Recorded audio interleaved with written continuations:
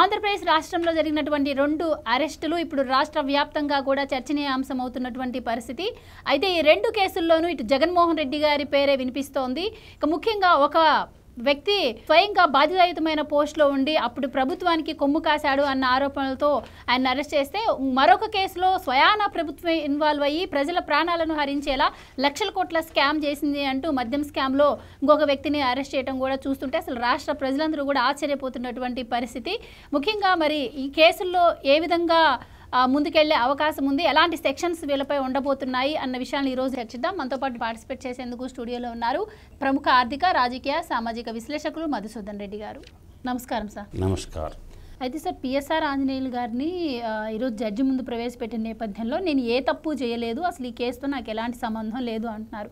కానీ ఆయన రిమాండ్ రిపోర్ట్లో చాలా వరకు ఆధారాలతో సహా సమర్పించడం జరిగింది అంటున్నారు. ముఖ్యంగా ఆయన ఫోన్ కాల్ డేటా కావచ్చు, ఆయన ముంబై పోలీసులతో ఫోన్లో మాట్లాడింది కావచ్చు, కాంతిరాణ టాటా విశాల్ గున్నితో మాట్లాడింది, అండ్ ముఖ్యంగా ఎవరైతే కుక్కల విద్యాసాగర్ ఉన్నారో ఆయన ఇచ్చిన రిపోర్ట్ కూడా తప్పుడు రిపోర్ట్ అని చెప్పి రిమాండ్ రిపోర్ట్లో అధికారులు మెన్షన్ చేశారంటున్నారు. సో పక్కా ఫిక్స్ అయినట్టే ఇక్కడ పిఎస్ఆర్ ఆంజనేయులు గారు తెలుస్తోంది.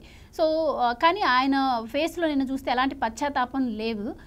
ఎలాంటి శిక్షలు ఈయనకి పడే అవకాశం ఉంటుందంటారు? అంటే ఆయన డేర్ ఏంటి, నన్ను వీళ్ళెవరు ఏం చేయలేరు బయటకు వస్తా అనుకొని ఆయన ఆ విధంగా డేర్గా ఉన్నారనుకోవచ్చా? అసలు ఈ కేసులో ఏ సెక్షన్స్ ఆయన పైన అమలయ్యే అవకాశం ఉంటుందంటారు? ఇప్పుడు ఒకటమ్మా, చింత చచ్చినా పులుపు చావలేదని ఒక సామెత ఉంది. వాళ్ళ ఐపీఎస్ ఆఫీసర్ అయితే ఉడుకు ముద్దు, భారతదేశం ఇటువంటి ఐపీఎస్ ఆఫీసర్లని ఎంతోమందిని చూసింది. కానీ అహంకారం పెరిగిపోయింది. ఈరోజు భారతదేశంలో ఎమ్మెల్యేలకి, ఎంపీలకి, మంత్రులకి, ఐఏఎస్లకి, ఐపీఎస్లకి మేమే పెద్ద తోపుగాళ్ళం, మేమే తురుంకాళ్ళం, మేము ఎవరినైనా ఏదైనా చేయగలం అంటే, భారత రాజ్యాంగం ఏంటంటే పౌరులకు కొన్ని హక్కులు ఇచ్చింది.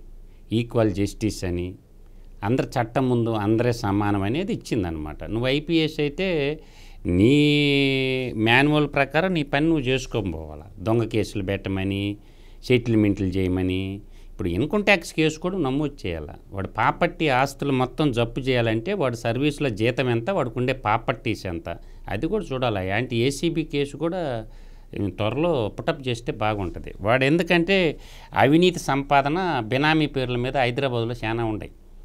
కాబట్టి ఏసీబీ కూడా వాడు ఉద్యోగంలో ఉన్నప్పుడు అవినీతి సంపాదన చేసి 100,000 కోట్లకు పడగలెత్తున్నాడు. వాడు ప్రాపర్టీస్ ఎక్కడెక్కడ ఉన్నాయి, వాడు జీతంతోనే బతికాడా లేదా అవినీతి చేసి ఎన్ని వేల కోట్లు సంపాదించాడు. అసలు బొంబాయిలో ఉండే అమ్మాయికి వీడికి ఏం పని? ఏడో బొంబాయిలో కేసు పెట్టుకొని ఉంటే ఒక పారిశ్రామికవేత్తని సాటిస్ఫైడ్ చేయడం కోసం ఎందుకు ఇన్వాల్వ్ అయ్యాడు? అందువల్ల దుర్మార్గంగా 42 రోజులు జైల్లో పెట్టి చిత్రహింసలు చేసింది కూడా కాకుండా, మానవ మృగంలో కాకి చొక్కా వేసుకున్నటువంటి కోర మృగం అని చెప్పగలను నేను. కాకి చొక్కా దొడుక్కున్న కోర మృగం అంటే వాడు ఎక్కువ సివిల్ డ్రెస్లోనే ఉంటాడు. కాకి చొక్కా మీద ఎప్పుడు తక్కువ వాడు పనిచేసింది, ఎప్పుడు సివిల్ డ్రెస్లో పెద్ద పుడింగ్లాగా ఉండేవాడు అనమాట. ఇప్పుడు పులుసు నీళ్లు గారిపోయినాయి. అందువల్ల వీళ్ళ కాడికి తీవ్రవాదులు మేలు, వచ్చి కాల్ చేస్తారు, అయిపోద్ది, ఒక క్షణంలో ప్రాణం పోద్ది. కానీ నిత్యం నరకం చూపించేటటువంటి డెకాయిట్ అనమాట. అందువల్ల ఇది ఆషామాషి వ్యవహారం కాదు. వాడు బెయిల్కి కూడా అప్లై చేయలేదంటే వాడు ఎంత అహంకారం అనేది అర్థమైపోద్ది. ఇప్పుడు విశాల్ గున్ని కానీ, కాంతిరాణ టాటా కానీ వాళ్ళందరూ బెయిల్కి అప్లై చేసుకున్నారు. బెయిల్కి అప్లై చేసుకుంటే కోర్టు వాళ్ళకి బెయిల్ కూడా ఇచ్చింది.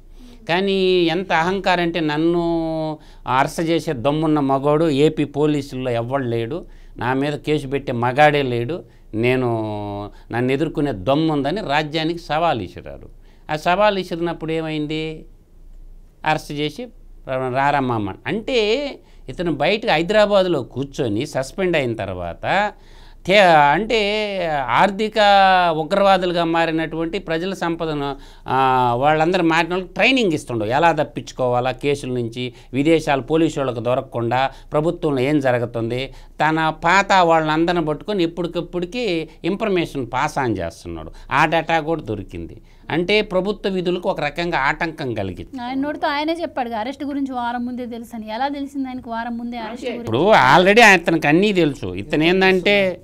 ఇతనికి ఏంటంటే ఇప్పుడు అతను ఉన్నాడు కదా, గోరంట్ల మాధవ్, అబ్బాయి ఎవరో ఒక అబ్బాయి కిరణ్ అరెస్ట్ చేసినప్పుడు ఇన్ఫర్మేషన్ ఇచ్చింది కూడా ఇతనే, పలానా వాళ్ళు తీసుకుపోతారని. అది కూడా బయటకు వచ్చింది. ఆ తర్వాత కసిరెడ్డి రాజశేఖర్ రెడ్డికి ఇన్ఫర్మేషన్ ఇచ్చింది కూడా ఈయనే. కాబట్టి ఆ డేటా అంతా దొరికింది. కాబట్టి ఇంకనే బయట పట్టడం కష్టం. అబ్బాయికి ఏంటంటే అత్తారిల్లు జైలే, పిఎస్ఆర్ ఆంజనేయులకి అత్తారిల్లు జైలే, పీటీ వారెంట్లు ఉన్నాయి. వీడి మీద చాలా ఉన్నాయి. ఎందుకంటే 307 కూడా ఒకటి ఉంది, అటెంప్ట్ మర్డర్ సెక్షన్ కూడా ఒకటి ఉంది. పీటీ వారెంట్లు పడతాయి. ఈయన వచ్చిందంటే పక్క పోలీస్ స్టేషన్లో కూడా పీటీ వారెంట్లు వేస్తారు. ఇంకా ఈయన అబ్బాయి ఒక 3 నెలల దాకా అత్తారింట్లో కాపురం చేయాల్సి ఉంది. కాబట్టి ఇంకా ఆడ జైలర్ గారి మీద ఆధారపడి ఉంటుంది ఆయనకి చెప్పకూడు. జైలరు ఎలా చూసుకుంటాడో, ఇంటి అల్లుళ్ళలాగా చూసుకుంటాడా, ఖైదీలాగా చూస్తాడు అనేది ఆయన జైల్లో ఉన్న జైలు. ఇప్పుడు జ్యుడిషియల్ రిమాండ్లో ఉండరు కాబట్టి ఈయనకి పీటీ వారెంట్లు కూడా చాలా పడతాయి. చెప్పిన సెక్షన్స్ ప్రకారం ఆయన బెయిల్ వచ్చే అవకాశం ఉంటుందంటారా? పోలీసు కాకి తన డ్యూటీ తాను చేసిందంటే స్వార్థం లేకుండా బెయిల్ రాదు, సమస్య లేదు, బెయిల్ వచ్చే పనే లేదు. ఆగస్టు 24లో పెట్టారు కేసు ఈ మగోని మీద. ఇప్పుడు ఇవాళ ఏడున్నాం మనం, ఏప్రిల్ నెలలో ఉన్నాం. అంటే ఆగస్టు 8వ నెల, ఇదే నెల ఏప్రిల్ నెల, ఇదొక 4, అదొక 4, 8 నెలలు కోర్టుకు పోకుండా అప్లికేషన్ పెట్టుకోవచ్చు కదా. అతనికి తెలుసు స్పష్టంగా నేను తప్పు చేశాను, ఏదో ఒక రోజు నన్ను అరెస్ట్ చేస్తారు, కోర్టుకు పోయి బెయిల్కి అప్లికేషన్ పెట్టుకున్న వేస్టేను. కాబట్టి ప్రభుత్వ వాదన ప్రభుత్వం వినిపిస్తుంది. కాబట్టి ఒక ఆడపిల్లని తీసుకొచ్చి హరాస్మెంట్ చేసిన కేసులో ఇంతకాడికి వాడు పౌరుషం గల జడ్జి కాబట్టి సూసైడ్ చేసుకొని చచ్చిండు. సిబిఐ కోర్టు జడ్జి ఒకడు, గాలి జనార్దన్ రెడ్డి కేసులో లంచం తీసుకొని. కాబట్టి వాడు మానవత్వం ఉండేటటువంటి మనిషిగా అనేది ఈ వారికి సూసైడ్ చేసుకొని చావాడు. వాడు మానవత్వం లేని మనిషి, మృగం కాబట్టి ఇంకా బతికొండు భూమి మీద. వాళ్ళకు ఇంచెత్తు మానవత్వం అనేది కానీ ఉండుంటే వాడు ఎప్పుడూ సూసైడ్ చేసుకోవాలి. పిఎస్ఆర్ ఆంజనేయులు అనేవాడు భూమి మీద బతికే అర్హత లేదు. అటువంటి కేడీలకి జైల్లో పెట్టి ప్రజాధనం వేస్ట్ చేయకూడదు. 14 రోజులు రిమాండ్కి కూడా జడ్జి ఇచ్చినట్టు తెలుస్తుంది. కానీ మరి ఆయన కోర్టులో ఆయన తరపు ఆయనే వాదించుకున్నాడు. అసలు ఈ కేసుతోనే నాకు సంబంధం లేదు, అసలు జత్వాని ఎవరో కూడా నాకు తెలియదు, రీసెంట్గానే తెలిసింది, కానీ ఆవిడపైన నాకు సదాభిప్రాయం లేదు అని కూడా ఆయన చెప్పినట్టు తెలుస్తుంది. ఇట్లా మాట్లాడినటువంటి వ్యక్తి రేపు పోలీసులకు సహకరించే అవకాశం ఉందా? అంటే మోటివ్ ఆయనకి లేదు, అంటే కాదంబరి జత్వాని ఆయన తీసుకురావాలి అన్న ఇది ఆయనకి లేదు, ఆయనకు అవసరం కూడా లేదు. కానీ ఎవరో చెప్తే చేశాడు అని కూడా మనం వింటున్నాం. సో ఎవరు అతనితో ఆ పని చేయించారనే విషయాన్ని అసలు ఆయన చెప్తారంటారా పోలీసులకి? ఎందుకు చెప్పడం, అన్ని కక్కతరు. ఇచ్చే ట్రీట్మెంట్ ఇస్తే వాడి ట్రీట్మెంట్ వాడికి అప్పు చెప్పితే అంతా వస్తుంది. బత్తాయి రసం పిండేయచ్చు. నాకు ఇమ్మను చెప్పిస్తా, 1 గంట ఇమ్మను, వాడి చేత మొత్తం గక్కిస్తా. ఏడ పుట్టిండో 1 గంట ఇమ్మను నాకు అవకాశం. వాడు ఏడ పుట్టినవాడిని కొట్టను కూడా కొట్టబడలే, తిట్టను కూడా తిట్టబడలే. 1 గంట వాడిని కొట్టబడలే, తిట్టబడలే, మొత్తం బయటకు వచ్చేస్తుంది. 1 అవర్ ఇమ్మని ఛాన్సు డీజీపీ గారిని, మొత్తం చెప్పిస్తాడు చేత. నేను వాడు ఏడ పుట్టాడు, ఎప్పుడు చదువుకున్నాడు, వాడు ఐపీఎస్ ఎగ్జామ్ ఏం ఆన్సర్లు పెట్టింది కూడా చెప్పిస్తాడు చేత. వాడిని కొట్టబడలే, తిట్టబడలే, ఇచ్చే ట్రీట్మెంట్ ఇస్తే అంతా బయటకు వచ్చేస్తుంది, కక్కుకుంటా బయటకు వస్తుంది అన్నమాట. అందువల్ల ఏంటంటే ఒక్కడు గుర్తుపెట్టుకోవాలా, నేను అనేది ఏంటంటే పిఎస్ఆర్ ఆంజనేయులు A2గా ఉన్నాడుగా, A3గా కాంతిరాన్ తాటా ఉన్నిండిగా, A4గా ఎవరున్నారు హనుమంతరావు అని ఆయన ఉన్నిండిగా, A5 అంట సత్యనారాయణ అని ఉన్నాడుగా, A6 విశాల్ గున్ని అప్రూవర్గా మారిపోయింది. మొత్తం ఉన్నట్టు చెప్పాడు అబ్బాయి. ఐపీఎస్ ఆఫీసర్ అయినా సార్ మాకేం తెలీదు, మా పై ఆఫీసర్లు చెప్పినట్టు మేము డ్యూటీ చేశాము, కాబట్టి తప్పని తెలియదా అని అంటే తప్పు అయిపోయింది సార్, వాళ్ళు చెప్పబట్టి చేశాము, నాకు ట్రాన్స్ఫర్ ఒక్క పని చేసి పొమ్మన్నాడు. కాబట్టి ఇప్పుడు పిఎస్ఆర్ ఆంజనేయులు ధనుంజయ రెడ్డి చెప్తే చేసినవా, కృష్ణమోహన్ రెడ్డి చెప్తే చేసినవా? అసలు కథ అది. అసలు దొంగలు వాళ్ళిద్దరు. ఎవరు? ధనుంజయ రెడ్డి చెప్పిండా, కృష్ణమోహన్ రెడ్డి చెప్పిండా. ఆ 2 పేర్లు ఒక పేరు చెప్తే వాళ్ళకి చెప్పిన బాసుడు, ఆ బిగ్ బాసుడు, అది బయటకు వస్తుంది. వీడు పిఎస్ఆర్ ఆంజనేయులు చేసిన పని ఎట్టంటే, ఆ రోజు డీజీపీగా ఎవరున్నారు? ఆయన కడప ఆయనే కదా. ఆ రోజు చీఫ్ సెక్రటరీ ఎవరున్నారు సార్? బాగా అర్థం చేసుకోండి. సిఎస్ జవహర్ రెడ్డి అన్నా చెప్పుండాలా, కసిరెడ్డి రాజేంద్రనాథ్ రెడ్డి అన్నా చెప్పుండాలా, లేదంటే కృష్ణమోహన్ రెడ్డి అన్నా చెప్పుండాలా, ధనుంజయ రెడ్డి ప్రత్యేక కార్యదర్శి అయినటువంటి కృష్ణమోహన్ రెడ్డి, ఆ రోజు ముఖ్యమంత్రి ఓఎస్డీగా ఉన్నటువంటి కృష్ణమోహన్ రెడ్డి, ఈ 4 రెడ్డిలో ఏదో ఒక రెడ్డి చెప్పుండాలా. ఆ 4 ఎవరు చెప్పారు చెప్పరా పిఎస్ఆర్ ఆంజనేయులు? సద్బ్రాహ్మణ కుటుంబంలో పుట్టినవుగా, బాగా చదువుకున్నావుగా, సద్బ్రాహ్మణుడు అయితే బ్రాహ్మణులు అంటే వేదం చదువుకొని ఉంటారు, వాళ్ళ గ్రంథాలు ఉంటుంది కదా. ఈ నలుగురు అసలు దొంగలు ఎవరు? డీజీపీ కసిరెడ్డి రాజేంద్రనాథ్ రెడ్డి చెప్పిండా నీకు అమ్మాయిని పట్టకరమ్మని? సిఎస్ జవహర్ రెడ్డి చెప్పిండా ఆ అమ్మాయిని పెట్టకరమ్మని? లేదంటే ప్రత్యేక కార్యదర్శిగా పనిచేసినటువంటి ధనుంజీ రెడ్డి చెప్పిండా?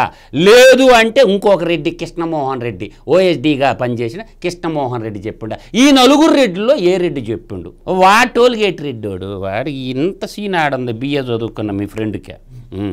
మీ తోటి జర్నలిస్ట్ని అవమానించబాకండి, బిఏ మాత్రమే చదువుకున్నాడు. అందువల్ల టోల్గేట్ రెడ్డికి ఇంత సీన్ ఆడుంది. కానీ వీళ్ళ నలుగురిలో ఏ రెడ్డి చెప్పిండో రాజేంద్రనాథ్ రెడ్డి, నేను మళ్ళీ కూడా చెప్తుండా ఆగాయను, సిఎస్ జవహర్ రెడ్డి, కృష్ణమోహన్ రెడ్డి, ధనుంజయ రెడ్డి, ఈ నలుగురు ఈ దుష్ట చతుష్టయం రాష్ట్రానికి బట్టిన దరిద్రం. దుష్ట చతుష్టయం ఎవరు చెప్తే అమ్మాయిని తీసుకొచ్చి చిత్రహింసలు పట్టినవు అదే చెప్పాల, చెప్పించాలి ఇప్పుడు డీజీపీ.